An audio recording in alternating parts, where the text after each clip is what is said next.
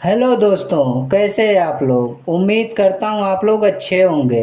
जैसा कि आप देख रहे हैं, आज की कहानी नमक का व्यापारी की है। अगर कहानी पसंद आए तो प्लीज एक लाइक कर देना। तो चलिए शुरू करते हैं।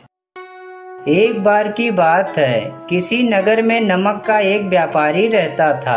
उस व्यापारी के पास एक गधा भी था। वह हर रोज अपने गधे पर नमक की बोरियां लाकर उसे दूसरे नगर में बेचने के लिए जाया करता था। उस नगर में जाने के लिए रास्ते में एक नदी को पार करके जाना पड़ता था। एक दिन व्यापारी जब अपने गधे पर नमक की बोरियां लाद कर ले जा रहा था, तो जैसे ही नदी पार करने लगा, अचानक गधा पानी में फिसल कर गिर गया।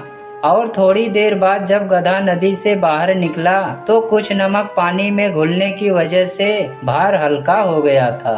हल्का भार देखकर गधा बहुत खुश हुआ और मन में सोचा कि अब तो ऐसे ही रोज किया करूँगा।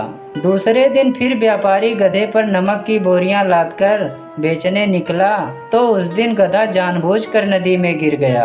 गधे को बार बार नदी में गिरने से व्यापारी को बहुत नुकसान हो रहा था। एक दिन व्यापारी अपने गधे को नदी बहुत ध्यान से पार करवा रहा था, मगर थोड़ी दूर जाने के बाद गधा फिर पानी में गिर गया। इस बार व्यापारी गधे की चालाकी को समझ गया और अगले दिन वह गधे के ऊपर नमक की जगह रुई लाद कर ले जाने लगा। इस बार गधा जैसे ही पानी में गिरा तो सारी रुइयों के अंदर बहुत सारा पानी भर गया, और जब गधा उठने लगा तो वजन भारी होने की वजह से उठ नहीं पा रहा था। ये देखकर व्यापारी को बहुत गुस्सा आया और तुरंत एक डंडे से गधे को मारने लगा। गधा भी चिल्लाते हुए किसी तरह नदी से बाहर निकला और उस दिन के बाद से दोबारा कभी पानी में नहीं गिरा।